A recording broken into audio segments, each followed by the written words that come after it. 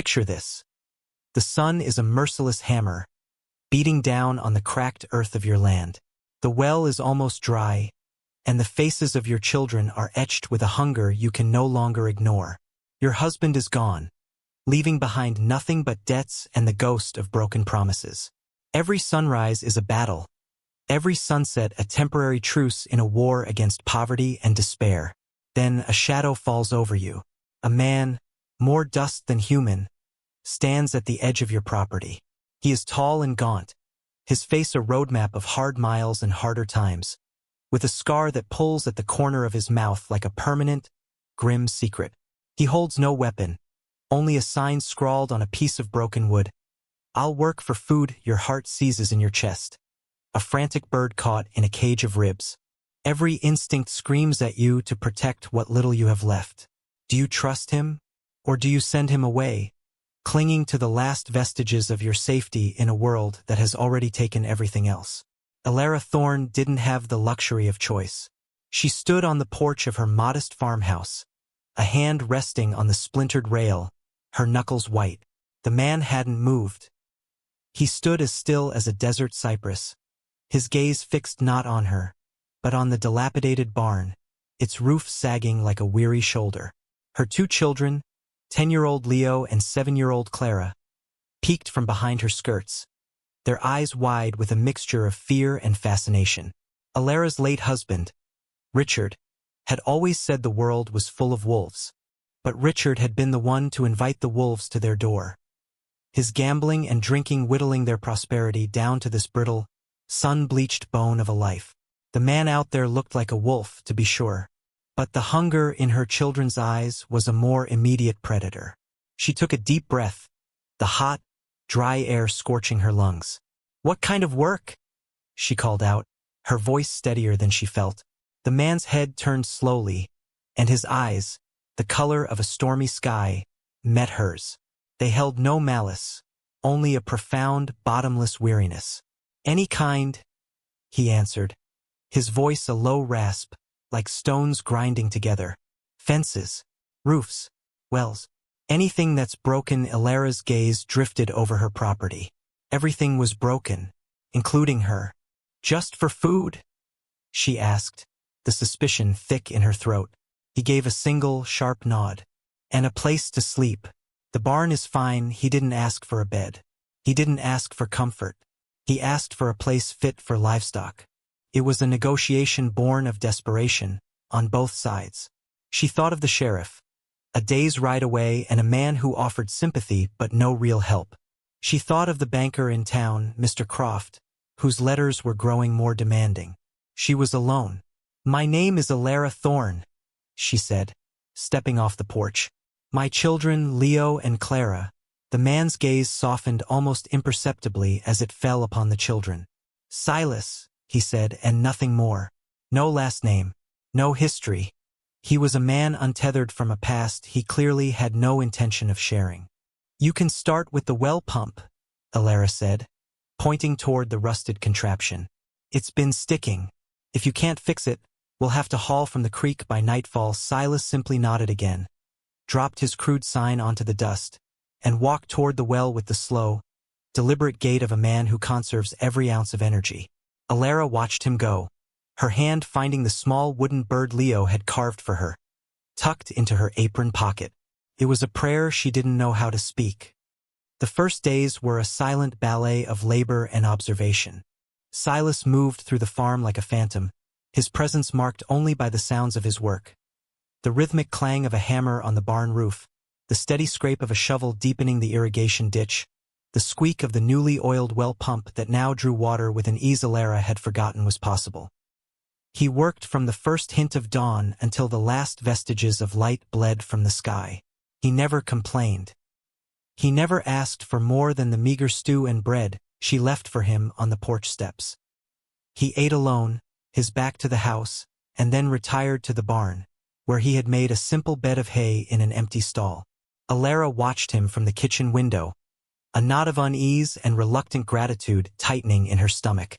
He was rebuilding her farm piece by piece, but he was also an enigma, a locked room in the center of her home. Her son, Leo, was openly hostile. "He's a drifter, Mama," he'd said on the second night, his arms crossed tightly over his chest. "Papa said you can't ever trust a drifter." The irony was a bitter pill. Richard had trusted the wrong men constantly, slick gamblers and false friends who had bled him dry. Silas, for all his forbidding appearance, had so far only given. Clara, however, was drawn to the silent man. She would sit on the porch steps, a safe distance away, and watch him work, her head tilted in curiosity. On the third day, she approached him as he was mending a section of collapsed fence. She held out a wild daisy, its petals slightly wilted in the heat. Silas stopped his work, his large, calloused hands stained with dirt. He looked at the flower, then at the small girl, her face full of earnest offering. For a long moment he did nothing. Then, slowly, he reached out and took the flower from her, his rough fingers surprisingly gentle. He didn't smile, but he tucked the daisy into the band of his worn hat before turning back to his work. It was the first crack in the wall of his solitude. The change began with the children. A week into his stay, Silas was carving a piece of scrap wood in the shade of the barn during the midday heat. Leo, who had been watching from afar, edged closer. "What are you making?" he asked, his tone still laced with suspicion. Silas didn't look up. Just passing the time, he turned the wood over in his hands, and Leo could see the shape of a hawk emerging, its wings outstretched. It was more detailed, more alive, than anything Leo had ever managed to carve. "My papa, he was going to teach me to carve like that," Leo said, his voice small. It was a lie. Richard had promised many things, but his hands had been better suited to holding cards and whiskey glasses than a carving knife. Silas stopped his work and looked at the boy. He saw the flicker of pain and longing in his eyes, a mirror of a pain he knew all too well. He held out the knife handle first. "Keep your thumb behind the blade," he said quietly. "Let the wood tell you what it wants to be." Hesitantly, Leo took the knife. That afternoon, the silent man and the angry boy sat together. The only sounds the scrape of steel on wood and Silas's low, patient instructions. He was teaching the boy more than carving. He was teaching him stillness, focus, the art of creating something whole from something broken. Alara watched from the house, her heart aching with a complicated emotion she couldn't name. It was gratitude, yes, but it was also a profound sadness for what her son had never had, and a burgeoning, dangerous hope for what he might yet become. Silas began to speak more, not in long conversations, but in small, meaningful offerings. He taught Clara how to read the tracks of rabbits and quail near the creek bed, his finger tracing the delicate patterns in the dirt. "You learn the land," he told her, "and it will always provide for you." He showed Alara how to brace the weak wall on the north side of the house before the winter storms came. "A weak foundation will bring the whole thing down," he'd said, his eyes meeting hers for a fraction of a second too long, and she knew he wasn't just talking about the house. One evening, a storm rolled in, the sky turning a bruised purple. The wind howled, rattling the window panes. Alara was trying to soothe the frightened Clara when the door opened, and Silas stood on the threshold, rain dripping from his hat. He didn't usually enter the house. "The big oak by the creek," he said, his voice urgent. "Lightning might take it. If it falls toward the barn, it'll take the whole structure." Before Alara could process his words, he was gone, grabbing a heavy axe from the woodshed. Leo, without a word, pulled on his boots and ran out after him. Alara hesitated for only a moment before bundling Clara in a blanket and following. She found them in the deluge, two figures silhouetted against the violent flashes of lightning. Silas was swinging the axe with a brutal, focused efficiency, cutting a deep wedge into the side of the massive tree, directing its potential fall away from the barn. Leo was there beside him, pulling away the large chips of wood, his small body straining with effort. They worked as a team, a silent understanding passing between them in the heart of the storm. When the tree finally groaned and crashed to the earth, falling exactly where Silas had intended, they stood for a moment in the pouring rain, breathing heavily. Silas placed a hand on Leo's shoulder, a simple gesture of approval that made the boy stand taller than Alara had ever seen him. In that moment, under the weeping sky, Alara saw not a drifter and her son, but a man and a boy, bound by a shared purpose. When they returned to the house, soaked and exhausted, she didn't send Silas to the barn. She laid a blanket for him by the hearth, and for the first time, he slept under the same roof as the family he was so diligently protecting. The house no longer felt empty, felt safe. The slow, quiet rhythm of their new life was shattered by the arrival of a polished black buggy. Mr. Croft, the banker from the town of Redemption, stepped out, his tailored suit and gleaming shoes an insult to the dusty farm. He was a man whose softness was a threat, his smile a finely sharpened blade. He held a sheaf of papers in his hand. "Mrs. Thorne," he said, his voice smooth as oiled leather. "I trust you are well." Alara's hand instinctively went to her apron, her fingers closing around nothing. "Mr. Croft," she said, her voice tight, "this is an unexpected visit, is it?" He let his gaze wander over the farm, taking in the repaired fences, the sturdy barn roof, the healthy-looking patch of vegetables near the house. A flicker of something avaricious crossed his face. "It seems you've had some help. Things are looking profitable." Silas, who had been replacing a hinge on the smokehouse door, straightened up, his movements slow and deliberate. He stood near the edge of the porch, his presence a silent, solid wall. Croft's eyes narrowed as he took in the stranger. "I am here about the outstanding loan," Croft continued, turning his attention back to Alara. "Your late husband, Richard, was not as diligent as one would hope. The note is past due. In fact, according to this clause here," he tapped a finger on the paper, "given the significant and unapproved alterations to the property, I am within my rights to call the entire debt due." Immediately, Alara's blood ran cold. "Alterations? You mean the repairs?" "I'm improving the property. You are increasing its value without the bank's written consent, using labor of a questionable origin," Croft said, flicking his gaze toward Silas. "The contract is quite clear. I'm foreclosing, Ulare." The farm, the house, everything. Its mind panic, cold and sharp, pierced through Alara. "You can't. I've been making the payments. You've been making the interest payments." He corrected her with a smug smile. "The principal is another matter entirely. The land is worth more now. The railroad is planning a spur line through this valley. Richard knew that. It's why he borrowed so heavily against it. He thought he could buy the land back after a lucky streak." Croft's words were a revelation. Richard hadn't just been gambling away their savings. He had been gambling away their future, their very home, on a speculative dream. "I'll get the money," Alara pleaded, her voice cracking. "Just give me more time." "Time is a luxury you no longer have," Croft said coldly. "I have a deed of sale right here. You and your children will vacate the premises by the end of the week. My men will be here to ensure a smooth transition." Silas stepped forward. "The lady asked for more time," he said, his voice low and even, but carrying a weight that made Croft's smile falter. Croft looked Silas up and down, a sneer twisting his lips. "And who are you? The new hired hand? Your opinion is neither requested nor required. This is a legal matter between myself and Mrs. Thorne." "You're not a banker," Silas said, his stormy eyes fixed on Croft. "You're a vulture. You prey on men like Richard. Then you pick the bones of their families." Croft's face flushed with anger. "You'd be wise to watch your mouth, drifter. Men like you disappear in the desert all the time." He turned back to Alara. "The end of the week. Don't make this more difficult than it needs to be." He climbed back into his buggy and rode away, leaving a cloud of dust and despair in his wake. Alara sank onto the porch steps, her face in her hands, the sobs she had held back for so long finally breaking free. Leo and Clara rushed to her side, their small arms wrapping around her. Silas stood over them, his jaw tight, his hands clenched into fists.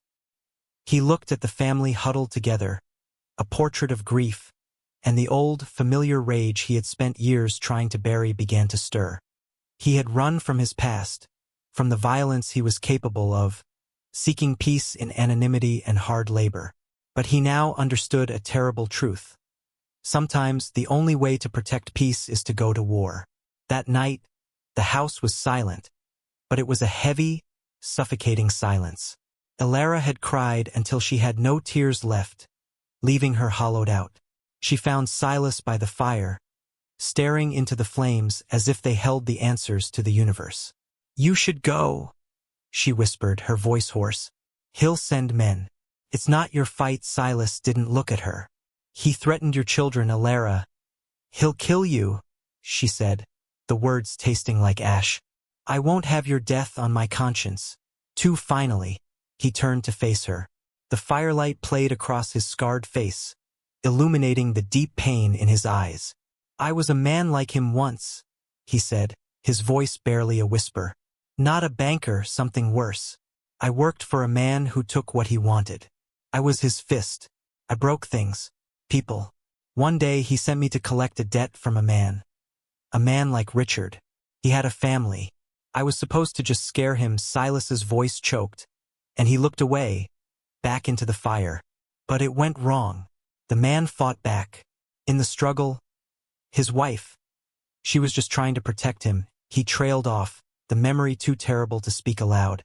"I left that night. I've been running ever since.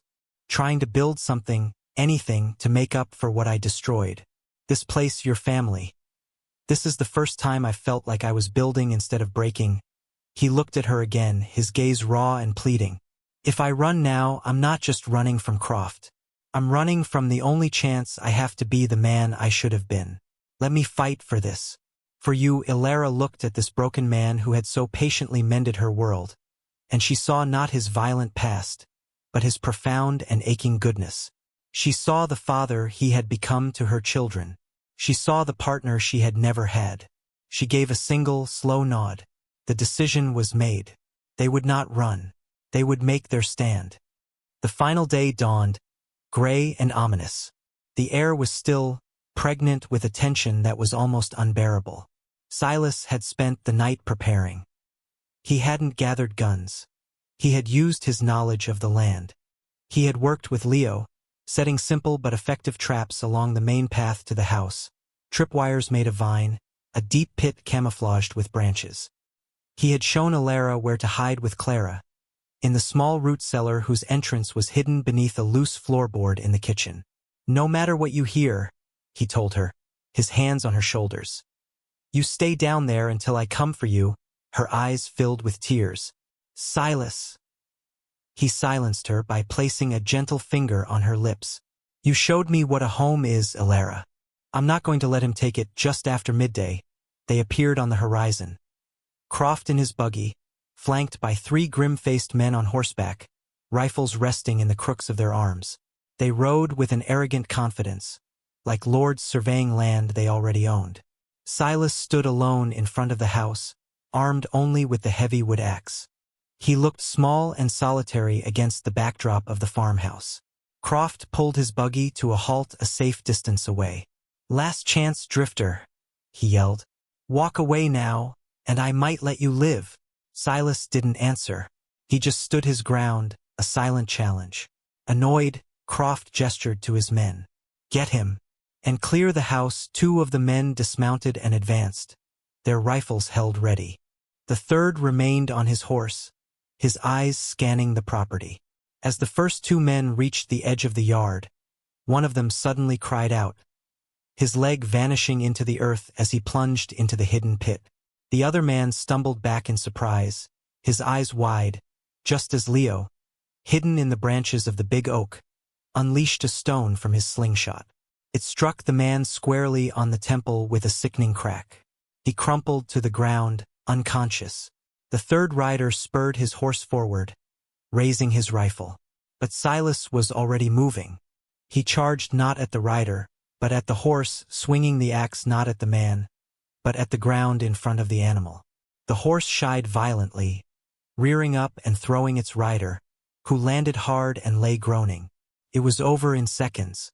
Croft stared, his mouth agape, his face pale with shock and fury.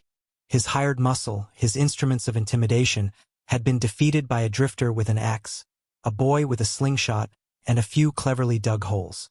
He was alone. Silas advanced on the buggy, the axe held loosely at his side. His face was a mask of cold fury. "Get off this land," Silas growled, his voice a low thunder. Now fear, for the first time, entered Croft's eyes. He fumbled with the reins, trying to turn the buggy around. But Silas was faster. He reached the buggy and grabbed the bridle, holding the horse fast. "You hold a piece of paper that says you own this farm," Silas said, his voice dangerously quiet.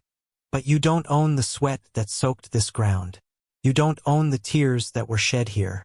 And you don't own the family that calls it home." From his pocket, Silas pulled a small, worn leather-bound book. "I found this in the barn, tucked away in a loose board." It was Richard's. A ledger. Croft's eyes widened in horror. He kept a record of every crooked card game, every bribe you paid to the land surveyor, every loan you made to him at rates that would make a loan shark blush. "It's all here, Croft.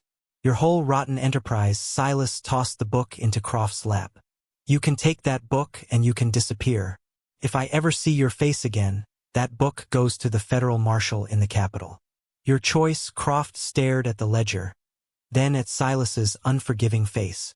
Without a word, he whipped the reins, and the buggy tore away, kicking up a storm of dust as it fled back toward the town of Redemption, and out of their lives forever. The dust settled. A profound silence fell over the farm, broken only by the chirping of a lone cricket. The kitchen door creaked open, and Alara emerged from the house, Clara clinging to her hand. Leo climbed down from the tree, his slingshot still clutched in his fist. They walked toward Silas, who stood watching the last trace of Croft's buggy disappear over the horizon. He looked exhausted, the adrenaline leaving him looking hollowed and weary.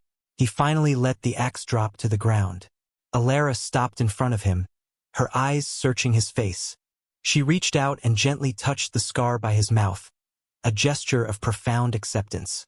"It's over," she whispered. "You're home, Silas." He looked at her, then at Leo, who was looking up at him with undisguised hero worship.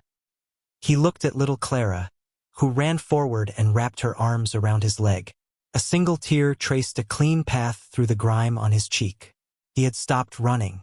He had found his redemption, not in a church or at the end of a long road, but right here, in the fierce love of a family he had chosen, and who had chosen him back. They stood together as the sun began to set, casting long shadows across the land. It wasn't just land anymore. It was a legacy. It was their future. It was home. What truly makes a father? Is it the blood that runs through your veins, or the hands that teach you, protect you, and hold you when you're scared? We often look for heroes in shining armor, but sometimes they appear on our doorstep covered in dust, offering nothing more than a willingness to mend what is broken. Alara's story is a reminder that the deepest family ties are not always forged by birth, but are often woven by choice, by courage, and by the shared struggle to build a sanctuary in a harsh world. In your own life, you will encounter strangers at your gate. You will face moments that test your faith in humanity. When that time comes, will you see only the scars and the dust of a hard road, or will you see the potential for a hero to emerge? What would you have done in Alara's place? Let us know your thoughts in the comments below. Your perspective matters.